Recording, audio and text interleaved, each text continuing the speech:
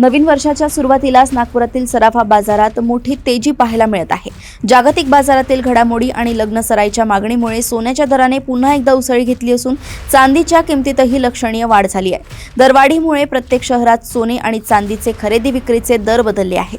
नवीन वर्षात 3% जीएसटी सह 24 कॅरेट सोन्याचे दर 1,47,000 आणि चांदीचे दर 2,92,000 गेले आहेत।